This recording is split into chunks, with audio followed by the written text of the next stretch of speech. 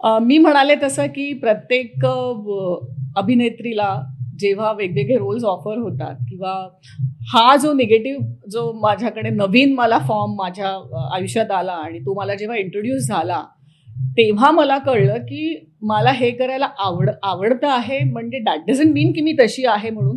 पण आपल्या आजूबाजूला एवढ्या गोष्टी घडत असतात, त्या आपल्याला आवडत नसतात, त्याच्याबद्दल आपल्याला बोलायचं असतं, पण आपल्याला बोलायला मिळत नाही. मग ते कुठेतरी मनात असतं आपल्या किंवा असे काही प्रसंग घडलेले असतात, आपण पटकन रिॲक्ट तिकडे होत नाही आणि मग मला असं वाटतं ते सगळं भरलेलं असतं आपल्या डोक्यामध्ये आणि कुठे ना कुठेतरी त्या सगळ्या गोष्टी कुठच्या ना कुठच्या कॅरेक्टर प्ले करताना आठवत असतात आणि मग त्या मला वाटतं की त्या तुम्हाला ओपन अप करतात आणि ह्या गोष्टींची मला खरी मदत झाली की मला असं वाटलं की हो मला मला जो बोलण्याचा माझं स्टाईल आहे किंवा मी खूप स्पष्ट व्यक्ती आहे.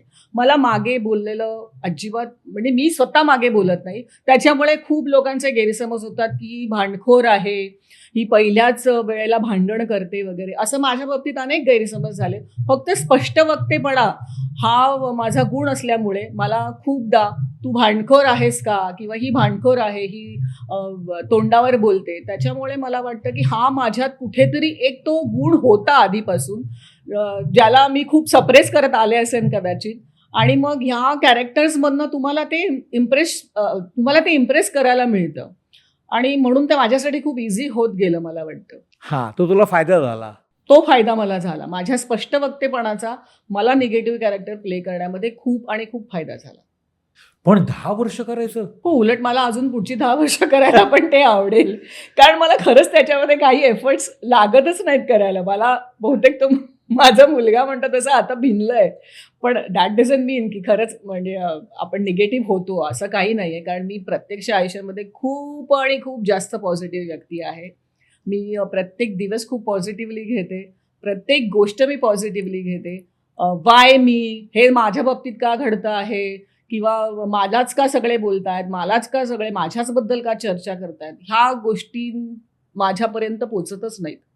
कारण मी ओव्हर द इयर्स म्हणा किंवा ॲट दिस एज म्हणा, आपला एक्सपिरियन्स म्हणा, मला इथपर्यंत घेऊन आलाय, की आता मी कुठल्या गोष्टीचा निगेटिव्ह विचार नाही करत. मी आली गोष्ट पॉझिटिव्हली ॲक्सेप्ट करते आणि म्हणून मला त्याचा त्रासही होत नाही. पण तू निगेटिव्ह भूमिका ज्या साकारल्या लोकांपर्यंत पोहोचल्या, मग चहा प्यायचे अनुभव? बरेच आहेत. म्हणजे इव्हेंट्सला गेल्यानंतर तर प्रत्येक वेळेला असंच हे मिळतं. बेसिकली काय होतं मी तुम्हाला सांगते अजून एक गोष्ट. अनफॉर्च्युनेटली म्हणा किंवा आय डोंट नो इट्स माझ्यासाठी तरी ती अनफॉर्च्युनेट गोष्ट आहे, की मी माझा जसा हा पेहराव असतो किंवा मी जशी असते तशा मला कधीच भूमिका नाही मिळाल्या. म्हणजे गेटअप. हां. भूमिका म्हणण्यापेक्षा तसे गेटअप मला नाही मिळाले. हां. मला अंबाडा, काकूबाई अशाच गेटअपचे मला काम फक्त रानबुलमध्ये मी जशी त्या वयामध्ये दिसायचे किंवा तो एक हिरोईनचंच कॅरेक्टर होतं. हो. म्हणून मला तसं दिसता आलं. हां. नंतर खूप अशा कमी मला भूमिका मिळाल्या, की ज्याच्यामध्ये मी जशी आहे, मला जसं दिसायचंय, मला जसं दिसायला आवडेल, की मी जशी आहे तशी मला प्रेक्षकांना मला दाखवा रे, असं मी सांगायचे. प्लीज आपण असा गेटअप करूया ना.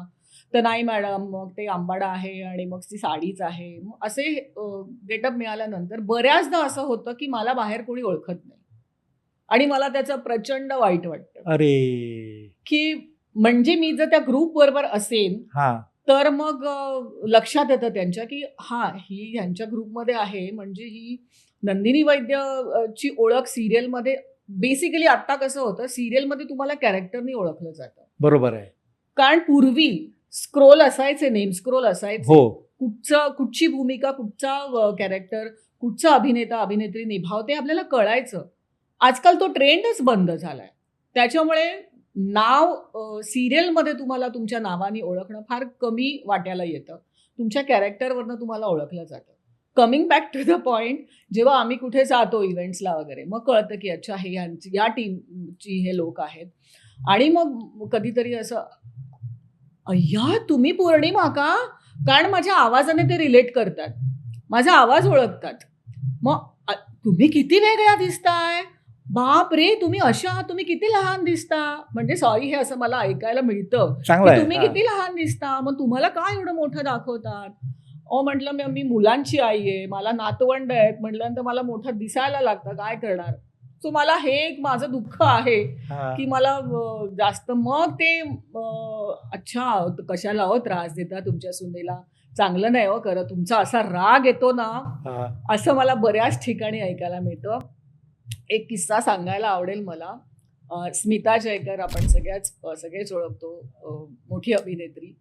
आणि त्यांच्याकडच्या गौरी हा. बऱ्याच जणांना माहिती हो, ते असतील. पेडर रोडच्या घरी. गणपतीमध्ये हा. त्यांच्याकडे गौरी असतात. हा. आणि स्मिता ताईंच्या घरी गौरीला जायचं म्हणजे तुमचं भाग्य असायला लागतं.